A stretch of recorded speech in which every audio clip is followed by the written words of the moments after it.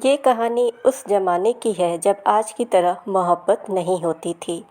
पहले बात करने के लिए लेटर पोस्ट करना पड़ता था। फ़ोन होता था लेकिन केबल वाला। सबके घरों में वो भी नहीं होता था। सोचिए, जब आपको आपके मैसेज का रिप्लाई 1 महीने बाद मिले, कोई दुख या तकलीफ़ का पता तकलीफ़ ख़त्म होने के बाद पता लगे। आज हम एक फ़ोन करके सब कुछ पता कर लेते हैं। आज हम ऐसी ही एक कहानी के बारे में जानेंगे।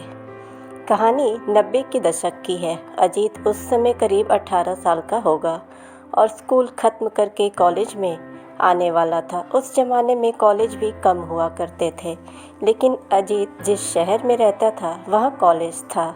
उस समय जातिवाद बहुत चलता था, लेकिन अजीत इन सब को नहीं मानता था, इसलिए उसने अभी तक शादी नहीं की। हालांकि उस वक्त 16 साल की उम्र में ही शादी हो जाती थी, लेकिन रमेश ने अपनी पढ़ाई के चक्कर में और उसे शादी करने का बिल्कुल मन नहीं था। उसने अपने घर में शादी के लिए मना कर दिया था कि मुझे शादी अभी नहीं करनी है।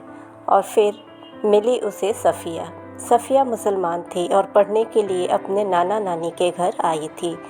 अजीत का घर सफ़िया के नाना नानी के घर के ठीक सामने ही था। वैसे तो उस वक्त लड़कियों को ज़्यादा पढ़ाते नहीं थे, लेकिन सफ़िया पढ़ना चाहती थी, इसलिए वो अपने नाना नानी के पास आ गई। और जिस कॉलेज में अजीत ने एडमिशन लिया, उसी कॉलेज में सफ़िया ने एडमिशन लिया। दोनों सेम कोर्स कर रहे थे और एक दिन दोनों की मुलाकात क्लासरूम में हुई। अभी तक अजीत ने सफ़िया को देखा नहीं था, क्योंकि वो बुर्के में थी। लेकिन आगे से एक आवाज़ अजीत को सुनाई दी। सर, हमें ये समझ नहीं आया, क्या आप दोबारा बताएंगे? अजीत ने सफ़िया को देखा तो नहीं, लेकिन उसकी आवाज़ उसे इतनी पसंद आई कि उसे सफ़िया को देखने का मन करने लगा। वो पीछे बैठा बार बार सफ़िया को देख रहा कि किसी तरह उसे उसका चेहरा दिखे, लेकिन बुर्के से सफ़िया का चेहरा नहीं दिखा। कुछ देर बाद अजीत ने सफ़िया को घर जाते देखा और इस बार उसने उसकी आंखें देखी। उसे सफ़िया से प्यार होने लगा था। अजीत उसका चेहरा देखने के लिए बेहद उत्सुक होने लगा था। अजीत रोज़ कॉलेज में सफ़िया को देखने की कोशिश करता था, लेकिन देख नहीं पाया। फिर एक दिन अजीत अपने ही घर की छत पर किताब लेकर पढ़ रहा था। उसकी नज़र सामने वाली छत पर पड़ी। कोई लड़की कपड़ा सुखा रही होती है। अचानक से लड़की घूमती है और अजीत की तरफ देखती है। अजीत को उसकी आंखें जानी पहचानी सी लगी और अजीत सफ़िया को देखता ही रह गया। और फिर सफ़िया अजीत को देखकर नीचे चली गई। अजीत का दिल कह रहा था कि ये वही लड़की है जिसका चेहरा देखने के लिए वो कितने दिन से उत्सुक था। अजीत सफ़िया के नाना नानी के घर जाता था। अजीत को सफ़िया के नाना नानी अपने पोते जैसा ही मानते थे और अजीत उन्हें अपने दादा दादी जैसा। कोई भी मुसीबत होती तो अजीत उनकी मदद करता, क्योंकि उनके बच्चे उनसे अलग रहते थे। जैसे ही अजीत गया और दादी के गले लगते हुए बोला, बहुत भूख लगी है दादी, जल्दी कुछ खाने को दे दो। दादी हंसते हुए बोली, आ गया शैतान, चल दादाजी के पास बैठ, मैं खाना लेकर आ रही हूँ। सफ़िया उसे चुपके से देख रही कि इसे नानी इतने प्यार से बात क्यों कर रही हैं। दादाजी अखबार पढ़ रहे थे। अजीत उनके पास बैठा उनसे बात कर रहा था। तभी सफ़िया आती है और अजीत उसे देखता ही रह जाता है। दादाजी कहते हैं, ये सफ़िया है, हमारी बेटी की बेटी, और सफ़िया ये अजीत, हमारा बच्चा, बहुत ध्यान रखता है हमारा। अजीत सफ़िया को देखकर खुश हो जाता है और उसके होश उड़ जाते हैं। तभी दादी उसे खाना खाने को कहती हैं। अजीत कहता है, सफ़िया तो हमारे कॉलेज में ही मेरी ही क्लास में पढ़ती है। दादी दादाजी कहते हैं, ये तो और भी अच्छी बात है, सफ़िया को साथ लेकर जाया करो कॉलेज। अजीत ठीक है कहकर चला जाता है। अगले दिन सुबह सफ़िया के साथ अजीत कॉलेज जा रहा था। तब अजीत ने सफ़िया से बात करने की कोशिश की, लेकिन सफ़िया ने ज़्यादा बात नहीं की। लेकिन रोज़ साथ में कॉलेज जाना धीरे धीरे दोनों को अच्छी दोस्ती हो गई थी और दोनों खुल के एक दूसरे से बात करने लगे थे। पहले की तरह सफ़िया चुप नहीं रहती थी। कुछ दिनों से कॉलेज में एक लड़का सफ़िया को परेशान कर रहा था, लेकिन सफ़िया ने अजीत को नहीं बताया। लेकिन एक दिन अजीत ने अपनी आँखों से एक लड़के को देखा कि वो सफ़िया का हाथ पकड़ने की कोशिश कर रहा था। अजीत ने लड़के को मारा और उसकी कंप्लेन की। फिर अजीत सफ़िया से गुस्सा हुआ और बोला, तुमने मुझे बताया क्यों नहीं?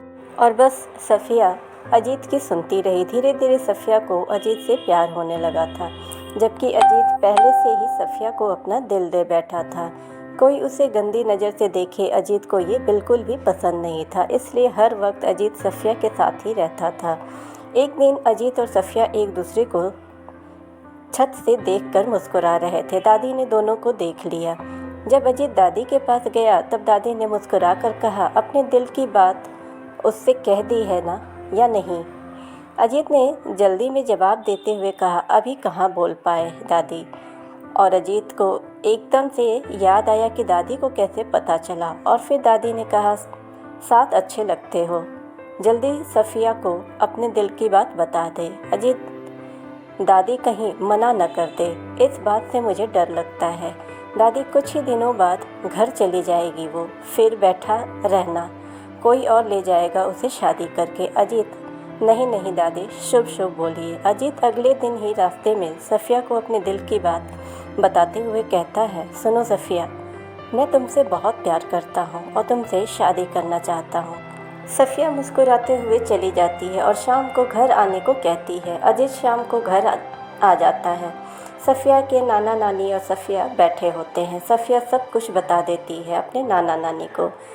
दादाजी मुस्कुराते हुए कहते हैं, तो कब करनी है शादी? अजीत और सफ़िया उनका आशीर्वाद लेते हैं। धीरे धीरे दोनों साथ में समय बिताते हैं और समय कब निकल जाता है पता ही नहीं चलता। कुछ दिनों बाद सफ़िया की पढ़ाई पूरी हो जाती है और सफ़िया अपने घर जाने से पहले सबसे मिलती है, खासकर अजीत से। सफ़िया रो रही थी। अजीत सफ़िया को कहता है, रो मत, घर जाकर चिट्ठी लिखना, मैं भी लिखूँगा और मम्मी पापा से बात करो और बस फिर शादी करके ले आएंगे तुम्हें। सफ़िया अजीत को आखिरी दफ़ा गले लगाती है और फिर चली जाती है।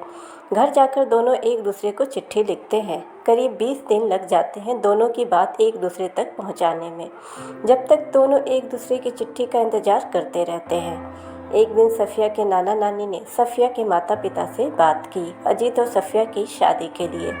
अजीत भी वहीं बैठा सुन रहा था, लेकिन सफ़िया के पिता इस शादी से इनकार कर देते हैं क्योंकि अजीत हिंदू था। लेकिन सफ़िया ने अपने घर में कह दिया कि वो सिर्फ अजीत से ही शादी करेगी। उस समय लड़की का इतना कहना बहुत बड़ी बात थी। उसके बाद सफ़िया के पिता ने एक लड़का देखकर सफ़िया की शादी तय कर दी। सफ़िया ने अजीत को खत लिखा कि उसके पिता उसकी शादी ज़बरदस्ती कर रहे हैं और वो कुछ करे। जब तक अजीत के पास खत पहुंचा, सफ़िया की शादी हो चुकी थी। अजीत सफ़िया के घर पहुंचा, लेकिन वहां कोई नहीं मिला। सफ़िया के माता पिता भी वहां से दूसरी जगह रहने चले गए थे। ये बात सफ़िया के नाना नानी तक को पता नहीं चलने दी। सफ़िया करीब 1 साल बाद अपने नाना नानी के घर आई। जैसे ही अजीत को पता चला कि सफ़िया आई है तो अजीत भाग कर गया।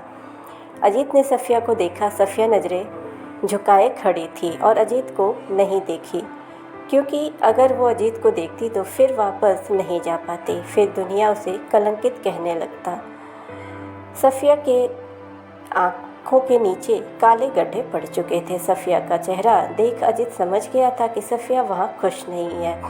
इसलिए अजीत ने सफ़िया से कहा, अब यहीं रहोगी ना, वहाँ मत जाना, अब हम शादी कर लेंगे। सफ़िया ने अजीत से कहा, आखिरी बार माफ़ी मांगने आए हैं, हमें माफ़ कर देना। अब हम किसी और के हैं, वो हमें जैसे रखेंगे वैसे हमें रहना पड़ेगा। सफ़िया इतना कहकर चली गई। अजीत बस रोता रह गया और दोबारा अपने प्यार को खोता रहा। सफ़िया सारे जुल्म सहती रही बिना कुछ बोले और अजीत की मोहब्बत अपने दिल में दबाए बैठी रही। क्या सफ़िया ने सही किया वापस जाकर? तो दोस्तों, अपनी राय कमेंट में ज़रूर बताएं और यह भी बताएं कि आपको यह कहानी कैसी लगी। चैनल पर नए हैं तो चैनल को सब्सक्राइब करें, नोटिफिकेशन बेल दबाएं ताकि हमारी हर वीडियो आप तक पहुंचती रहे। वीडियो को लाइक एंड शेयर करें।